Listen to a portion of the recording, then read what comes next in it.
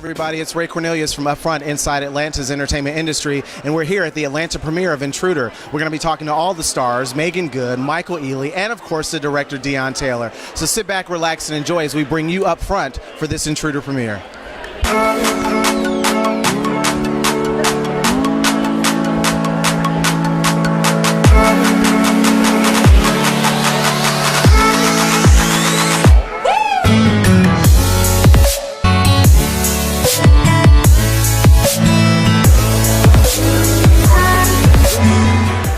So we're talking to Meagan Good, star of Intruder.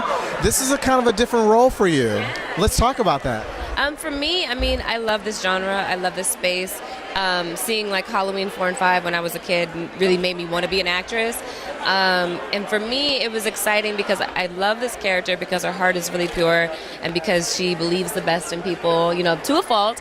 But she also kind of fights for the underdog. And so I love that that's like what she's made of. But where she goes, you know, at a certain point, you got to be like, girl, bye. But I love that, you know, even when we were shooting it, I kept telling Deon, I was like, I feel like people are going to be like, he's like, but I want people to be like that. I want people to be yelling at you and going, girl, what are you doing? So I was like, okay, I get it. And I think now, hearing a lot of the feedback, it's exciting because everyone's saying that that's what they're doing. They're having a really interactive experience and actually having fun watching the movie. So that's exciting.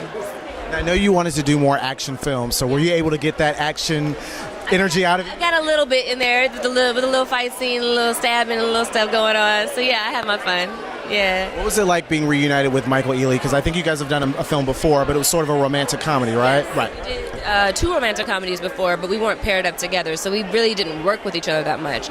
So this is the first time that we actually really got to work together, and it's great. Such a sweetheart, such a beautiful person, and a sweet soul. So it was fun. Yeah. Last question, what was it like working with Deon Taylor, who's done some amazing films, especially some thrillers? So what was it like working with him? It's exciting, you know. We had talked about doing another project earlier, and then I started watching some of his stuff, and I was like, oh, this guy knows how to tell it. Like, he knows how to shoot a thriller and really, like, do something fresh and interesting. And then this came around, and I was one of the first people to come on board, and I was like, well, who's going to be the guys? And then when I found out it was Dennis Quaid, I was like, awesome. And then when I found out it was Michael, I was like, yay! So it was great. But Deon, I love, love, love. Again, another sweet, beautiful spirit, super talented. I can't wait to see what he does in the future, and I look forward to working with him again. All right, so we're talking to Michael Ealy, star of Intruder. This is kind of a different role for you as well. So how did you prepare for this? Just being married. I mean, really, like, you know, you can't really prepare for someone like this character. Let me put it to you like that. Like, this character, this villain played by Dennis Quaid, is not something I want experience in having in my life. So the only way I was really able to prepare was to really kind of work with Meghan on making Scott and Annie like a real couple. I think it shows in the movie. I think the work that we put in with Deon, the director, I think it was crucial in making sure that people felt a deep connection with these characters. So you want to, because you want to root for them. And it gets very hairy in there, and it's like, you know, you can't root against us on this one. What was it like working with Dennis Quaid? Because this is a totally different kind of character for him as well. I mean, he was really, from the trailer, he looks a little creepy. Yeah, no, Dennis is an insane villain. This movie doesn't work without him doing the work that he did to play this villain. And having played the sociopath in a film one time, for me, it was a great opportunity to kind of jump on the opposite end of the spectrum and fight against that. And I relished at that opportunity, and I enjoyed myself thoroughly. And what was it like working with Deon Taylor, who's kind of becoming the king of thrillers? Well, we got another one for you coming soon. With Deon, this is our first film together, and it definitely, I mean, we've made another one since then, so it won't be our last. But we developed a real, like, collaborative relationship in terms of making the movies great. Like, we work really, we learned that we really work well together. And his approach to directing, his enthusiasm, keeps such a high level of morale amongst the crew that I've never seen anything like it. What was it like being reunited with Meagan Good? I know you guys have worked on some romantic comedies. Working with Meghan was great. Now, we didn't work together in Think Like a Man. We actually had no scenes together, but we didn't realize that until we started talking again, and it was like, wait a minute, this really is our first time working together. So it's really kind of cool, and like I said, we work really hard on making Scott and Annie real. And what's the takeaway message you think for this film? You know, I don't like to say what people should take away because I feel like that's the point of art. That's the point of making a movie is you kind of want people to kind of get what they can from it on their own without you leading them in that direction. But I do feel like, you know, one of the main themes is this whole idea of, you know, out with the old and in with the new. You know, that's one of the themes that I think people will talk about after this film. Michael Ealy, thank you so much. Congratulations. All right.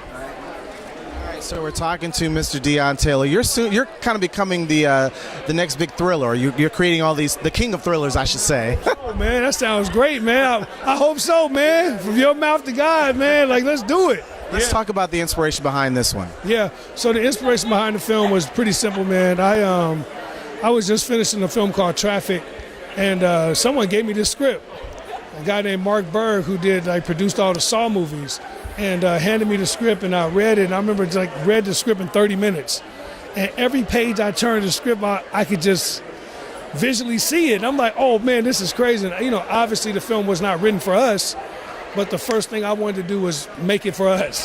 So I was like, man, this got to be a black couple, and an affluent black couple. You know what I mean? And I thought that was a great jumping off point, and twisted a few things in the script, man. I was like, this is gonna be one that's everybody gonna go crazy over. Cause this is one of the movies where you go in the theater and, you know, things are happening. You like, why you open the door? You know, really, you finna sit down with him? Like, it's like, when I started seeing the script and thinking about that, I said, man, we gonna love this. It's great, and we don't ever get these types of films for ourselves.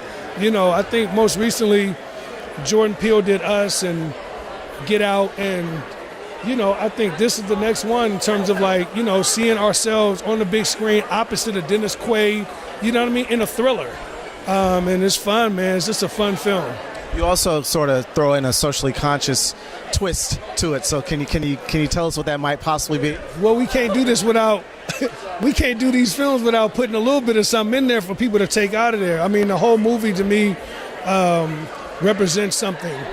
You know, the house, the couple, the Charlie Peck character, you know, it's a much deeper dive than what you're seeing to me on the screen. It's a lot of Easter eggs in there, man, for you to pull out and be like, oh, I know what this is. Yeah. Did you already have Michael Ealy and Meagan Good in mind when you were? When I first got the script, they were the first two people that came to mind, and I just thought, man, how great would they be? I didn't know either of them, and knew Meghan. Did not know Michael, and had to hustle, man, to figure out how to meet them, how to get information to them, how to share through beside the agents, talk to them. And same exact thing with Dennis Quaid, man. I actually wrote Dennis Quaid a letter. Didn't know him, and he responded to my letter. And yeah, the whole thing has just been like a roller coaster ride, man. But you know, when God has something for you, man, there's nothing anyone can do to stop it. And this is like a snapshot of that, man. You know, last year this time, I was hanging up my posters for Traffic by myself. You know what I mean? Me and Rahsun, my producing partner, texting people, asking people to please, you know, tweet it out, do whatever. And, you know, now look at this, man, 1 year later, like, you know, now you got Sony and all these wonderful people in here. I got a sweatsuit on still, like, yo, what's up? You know, I'm ready to hang some shit up if I need to, man. But, yeah, it's great. Deon Taylor, congratulations, and great film. Yeah. Hey guys, I hope you enjoyed those red carpet interviews here at the Intruder premiere. I want you guys to make sure you check out the film on May 3rd, okay? Also check out my YouTube channel, which is Ray Cornelius TV. You'll see a lot more amazing interviews on that channel. So thank you for the support, and stay tuned.